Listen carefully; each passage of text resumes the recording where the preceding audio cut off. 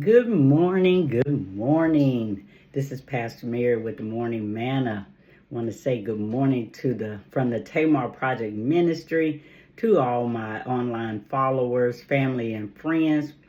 It is truly an honor to be before you on today, thanking God for another day's journey. God is an awesome God. I can't stress that enough for all that He's done for me on my behalf, my family's behalf. I want to truly say thank you, Lord God, for allowing us to be able to wake up and see another day's journey. God is good.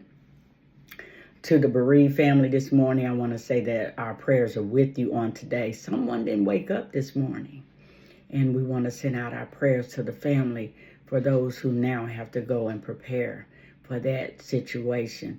To those that are in the hospital, our prayers are with you. To our family and friends this morning, good morning. Hey, God allowed you to do it again. Something that you wasn't able to do yesterday, try to strive for that today. I want to talk to you a little bit about this morning on what are you doing while you're waiting for your prayers to be answered. I had the honor of speaking on that as a part of my preamble this past Sunday at the Hill. And it caused me to do a little bit more research on that. While I was waiting for my prayers to be answered, what was I doing? We know that God will answer prayers regardless of what the situation is, but it's in His timing when our prayers are answered. But what were we doing? Were we just sitting still, stagnated, waiting for the prayers to be answered? Or were we out helping others? Were we out assisting other communities, dealing with other members, while we were waiting on God to take care of us? And that's something I want to ask you today. What are you doing while you're waiting on your prayers to be answered? When it comes down to that, it shows who you are as a disciple of God. If you're not just being quote unquote selfish and just sitting still and just waiting for the prayer to be answered, then you're showing that you have more in you besides just sitting still. While I'm waiting on God, I'm going to go and help others, and that just shows the love that you have for God goes so much more than just yourself. If you're out doing more for others while you're waiting on you, then that goes to show you that you are more of a servant than you are just a stagnated disciple, if that would make sense. I had no problem with helping others while I was waiting on my prayers to be answered. Did I get in a mode sometimes where I felt like God was overlooking me to help those that I was helping? Yes, and some of you might feel that way. But nevertheless, I also learned that sometimes the prayers that I was asking for, it wasn't my season to receive them. And if that is what's going on with you, I'm here to tell you it's not that God is not wanting to answer your prayers. But where are you at while you're asking for your prayers to be answered? Are you in a season where you're half doing what God told you to do in the first place? I made the statement, all of us, and it's nothing wrong with it. Let me put that out there.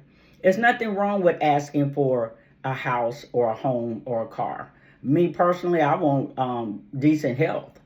I want to be able to do His will. And I want to be able to do it more than what I have been allowed to do it.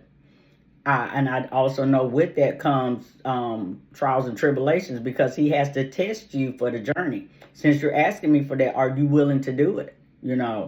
But if you're asking for a house, are you taking care of the house you're in now? Are you keeping it clean? Are you keeping it tidy? Are you keeping it up to par? Because if you're half taking care of something now, but you're asking God for a new situation, How is he going to bless you with something new when you won't even take care of what you have now, is what I'm getting at. If you want a new car now, but the car you're driving is dirty, filthy, you won't wash it, you won't keep it clean, you barely take it to go get the oil and transmission checked, you won't keep new tires on it, or at least decent tires, how are you going to take care of a newer vehicle? God watches us. He looks at how we treat what he's already blessed us with before he will give us something that he know we will take care of. You can't take care of something new if you won't take care of something old. How is he going to bless you with something new if you won't take care of something old, is what I'm basically getting at. Other than that, just check yourself. Whatever it is that you're asking God for today, what are you doing while you're waiting on your prayers to be answered? It also, I said something about, and it will come to pass. Anything that you're putting before the Lord is going to come to pass. Now, whether it get answered or not get answered, it's going to come to pass. So if your prayer doesn't get answered, that is a prayer answered. I know sometimes that can be confusing. But when Paul asked for the thorn to be removed, God's answered prayer to him was, my grace and mercy is enough to cover you while you go through it. So I'm not going to remove the thorn. That was Paul's prayer answered. So you might be in a situation where your prayer being answered is for it to not be removed. And I will go into a little bit more by saying some of us are sick. Some of us might be getting ready to transition over to the other side.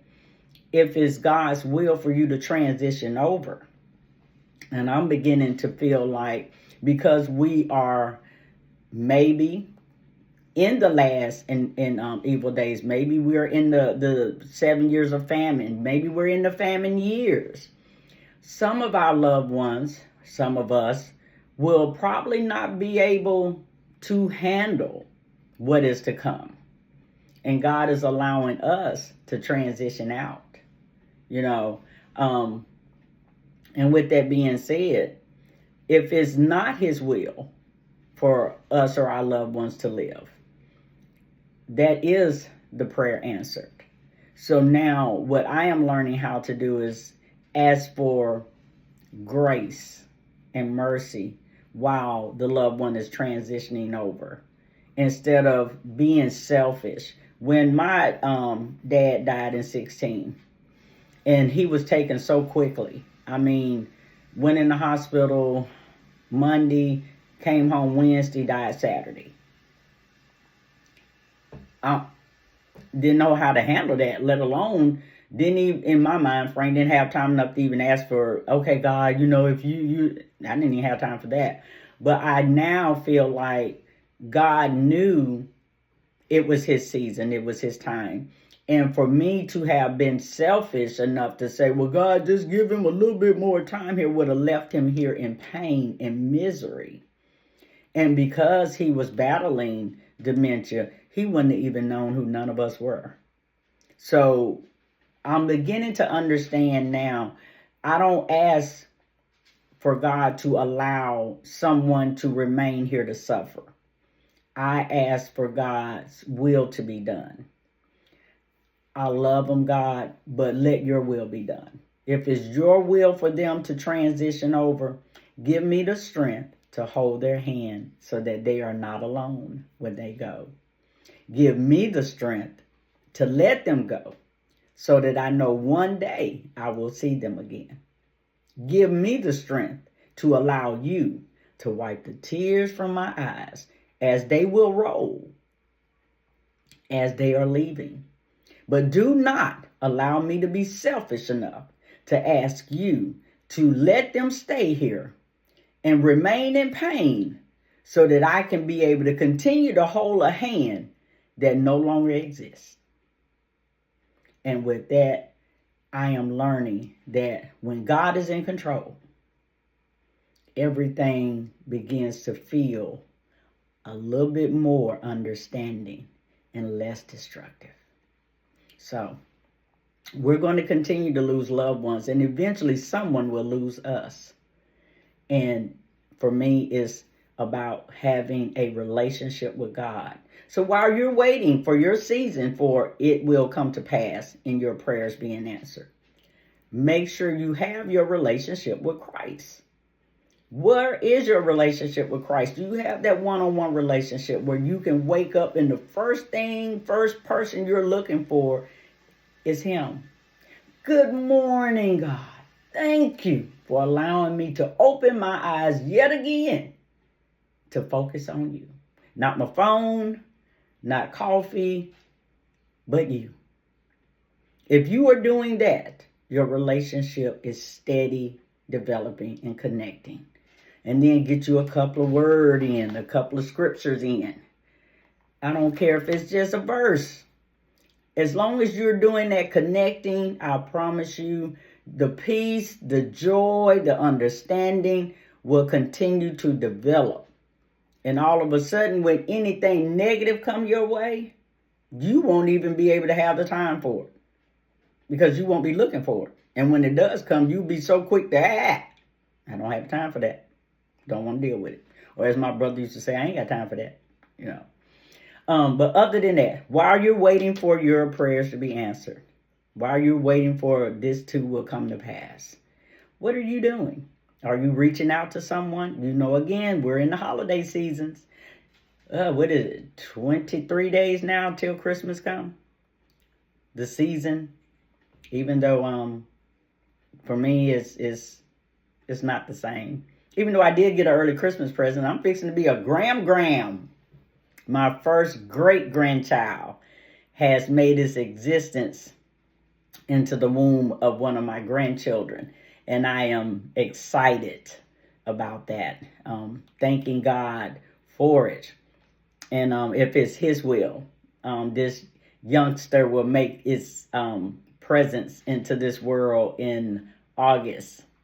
So I am very thankful for that. And I am praying for a healthy birth with the mother. So I'm thanking God for that. And my freckles, you already know, if I acted a nut with y'all, I'm definitely going to be a nut with this one. So, but anyway, other than that, you guys have a wonderful, blessed day today. Remember, go out and pray. Remember to go out and visit someone today. Go out and let your presence be known. Let God see you in action, and don't let it be for a show. Let God see that while you're waiting on Him, you are being a servant to others. God is an awesome God, and He will never leave you nor forsake you. To our pastor, our prayers are with you on today. I know that you are ready to come home, but God says He has you. Y'all keep our pastor in prayer for a speedy recovery. And remember, pray for someone and know that you are loved. This is Pastor Mary from the Tamar Project. We are an online ministry until God sees fit to put us in a building. I love you. There's nothing you can do about it. Y'all have a wonderful, blessed day today.